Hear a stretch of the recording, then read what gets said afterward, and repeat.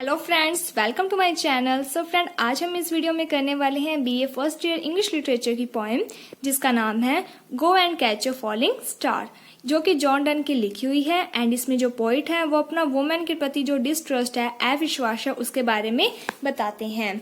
He believe that a women who is beautiful can never be faithful to her lover और husband.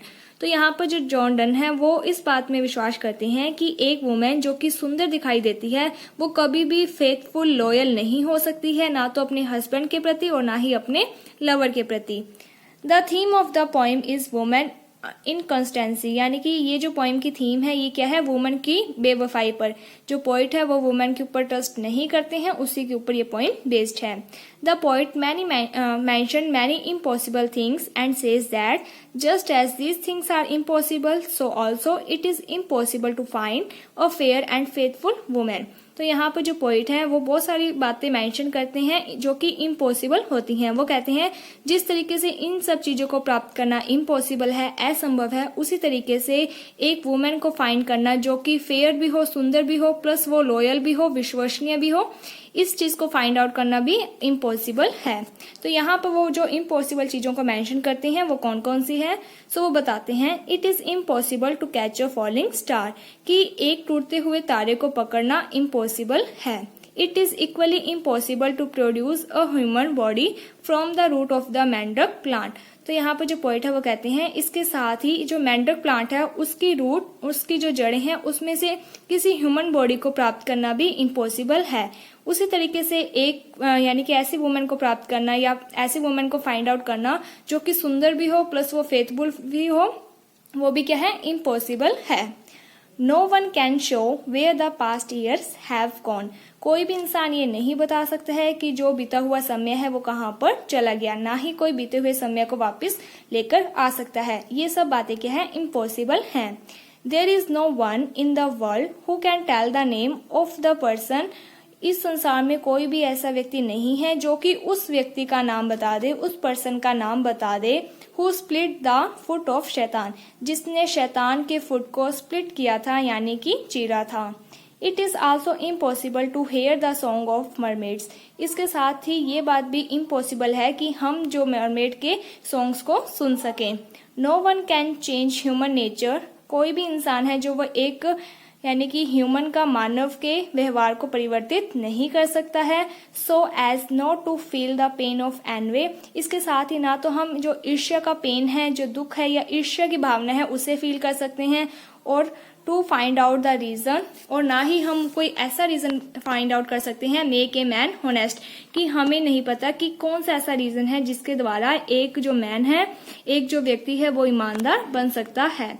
Just as these things are impossible, जिस तरीके से ये सब चीजें impossible हैं, so also a fair and faithful woman is impossible. So उसी तरीके से एक सुंदर और फेथफुल यानी कि जो ईमानदार वुमेन को ढूंढना भी इम्पॉसिबल है।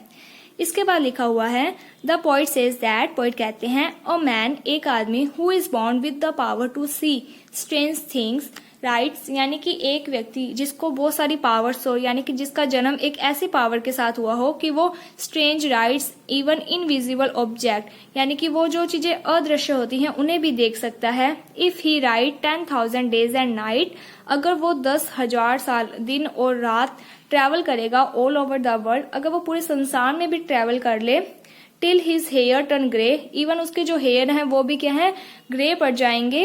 He will see wonderful sites, और वो बहुत यानी कि अगर वो 10,000 दिन रात पूरे संसार में ट्रैवल करेगा, उसके जो हेयर है वो भी ग्रे पड़ सकते हैं, वो बहुत ज्यादा अच्छे अच्छे साइट्स, जगह भी देख पाएगा after the completion of his journey.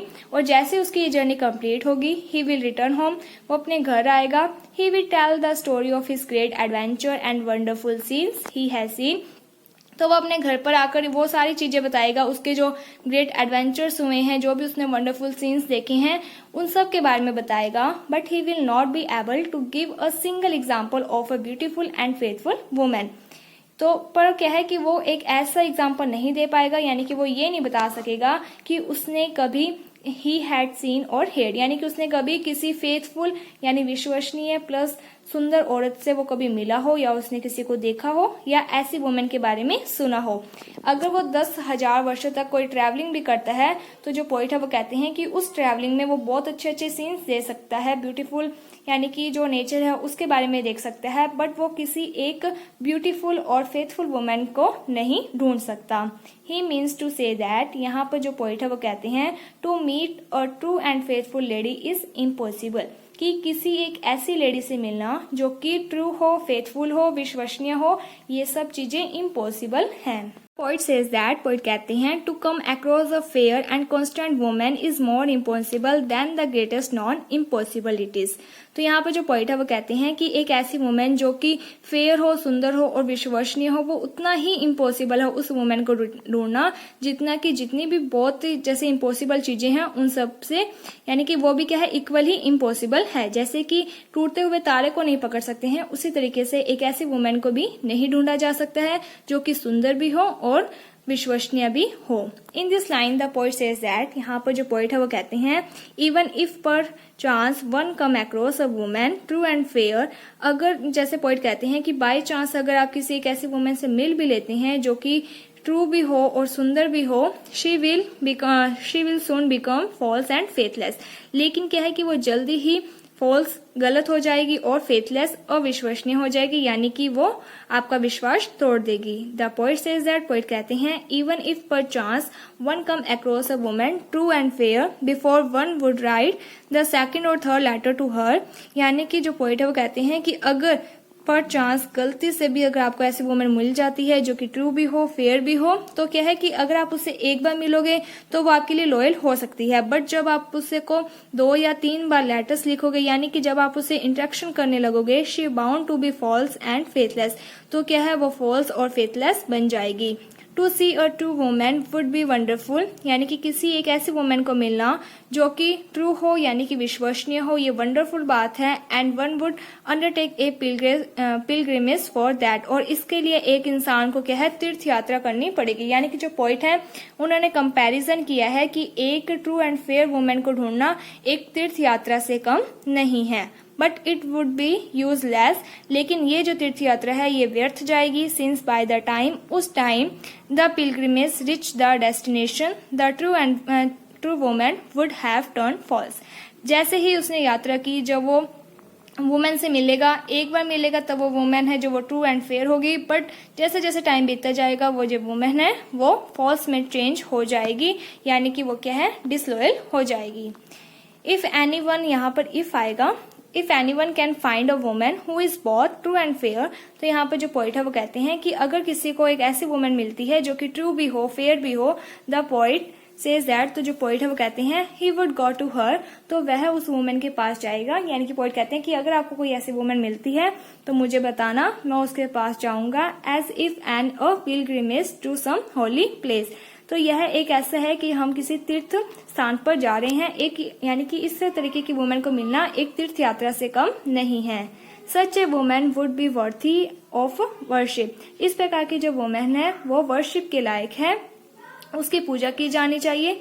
However the poet feels that, तो यहाँ पर जो पोइट है वो कहते हैं such a journey even if it be at the next door would be futile, यानी कि इस प्रकार की जो जर्नी है वो क्या है कि बाद में क्या है, व्यर्थ हो जाएगी। The might have been faithful at a time, कि शायद वो एक समय के लिए, यानी कि वो जो वुमेन जिससे आप मिले हो, शायद वो एक समय के लिए फेथफुल हो सकती है व्हेन यू मीट हर, लेकिन जब आप उसे मिलोगे, but she could not be faithful to you for long, लेकिन वो ज्यादा समय तक आपके साथ ज्यादा फेथफुल नहीं रह सकते। यानी कि यहाँ पर पॉइंट है जो वो कहते हैं कि एक ऐसी वुमेन को ढूंढना जो कि फेथफुल भी हो, यानी कि विश्वसनीय भी हो और सुंदर भी हो, इम्पॉसिबल है। बट अगर आप ऐसी वुमेन को मिल भी जाते हो तो वो जो वुमेन है वो ज्यादा टाइम तक आपके साथ इस तरीके से नहीं रहेगी। सो होपफुली आपको ये जो पॉइंट है वो समझ में आ गई होगी। अगर आपको कोई डाउट है तो आप हमें कमेंट सेक्शन में बता सकते हैं, आपका डाउट दूर कर दिया जाएगा।